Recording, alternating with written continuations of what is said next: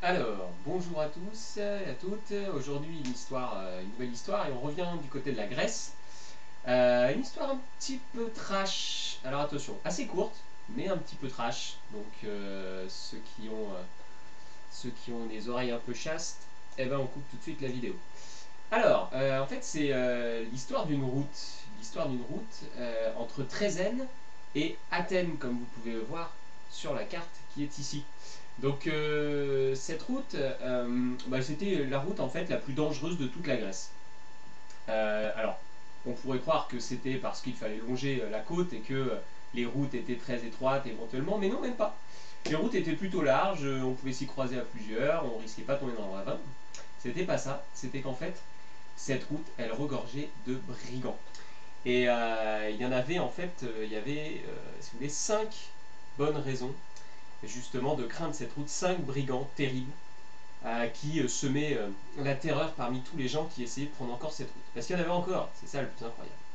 Il y avait Périfète, par exemple. Périfète, c'était, alors lui, il adorait, il avait un gros gourdin, et il adorait fracasser le crâne de ses adversaires. Il y avait aussi Sirion, qui lui vous mettait un coup de pied pour vous faire voltiger dans le ravin. Vous aviez Sinis. Alors Sinis, lui, il adorait vous attacher à un arbre, courber l'arbre et lâcher le tout, ce qui faisait que vous valdinguiez à des kilomètres à la ronde. Vous aviez aussi, que je ne me trouve pas, Cercion, parce que j'ai un peu perdu les noms. Cercion, alors lui, Cercion, il adorait mettre les gens en bouillie. Et puis, puis c'est tout, ouais, c'est les quatre, voilà. Et puis ces quatre-là. Et si, imaginons que vous aviez la chance de vous en sortir parmi ces quatre-là ou de les éviter, eh bien, vous n'aviez pas fini, il restait le cinquième. Et donc, ce cinquième, il s'appelait Procuste.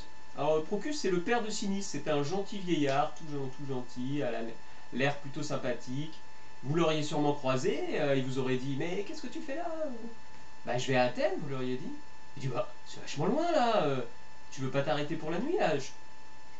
Je t'accueille chez moi, volontiers, allez, je t'accueille, tu viens. Alors, vous seriez peut-être un petit peu dit qu'il fallait peut-être retourner tout de suite les talons, mais bon, autour de Procuste, il y avait une dizaine de gaillards avec des armes dans tous les sens. Vous seriez sûrement dit qu'il fallait peut-être pas dire non à Procuste. Et donc Procuste vous aura invité chez lui, vous aura dit: Tu sais, en plus, tu verras, tu auras droit à ma surprise, c'est un lit magique. Ah oui, un lit magique, vous auriez dit. Oui, oui, un lit magique, il aurait dit Procuste. C'est un lit en fait, il s'adapte forcément à la taille de son hôte, comme ça vous passez la plus belle des nuits. Ah, il marche bien? Ah ben, Procuste dit: Oui, il est parfaitement en marche, hein, il me coûte très cher, donc tu verras. Donc Procuste vous aura invité chez lui, vous aurez offert un super banquet, avec des boissons, de la nourriture à profusion, et vous auriez donc passé la nuit dans son lit. Sauf que son lit, en fait, il était magique, oui, mais d'une terrible façon. D'un côté, il y avait un treuil avec une corde, et de l'autre, il y avait un hachoir tranchant comme un rasoir. Et en fait, le lit magique, il s'adaptait effectivement à la taille de son hôte. Si vous étiez trop petit, le lit vous étirait. Si vous étiez trop grand, il coupait ce qui dépassait. Donc en fait, c'était un lit dont on se réveillait jamais. Voilà pourquoi cette route, elle était terrible. Mais un jour, quand même, il y a un héros qui est passé par là, il s'appelle Thésée. Vous savez, c'était celui qui a vaincu le Minotaure. Bah, Thésée, tout simplement, il a fait la route entre Trézène et Athènes. Il a cassé le crâne, écrasé le crâne de Périfète. Il a mis un coup de pied à Sirion, il l'a balancé dans le ravin. Il a rompu le cou de Cercion, ouais. Et Ninis, il l'a envoyé valdinguer sur un arbre dans le ravin. Et il est arrivé chez Procuste. Et en fait, il est aussi débarrassé de Procuste. Mais l'histoire ne dit pas si Procuste, il a fallu qu'on le rallonge ou qu'on lui coupe un morceau.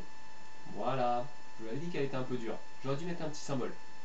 Allez, on se retrouve la semaine prochaine pour une nouvelle histoire. Au revoir.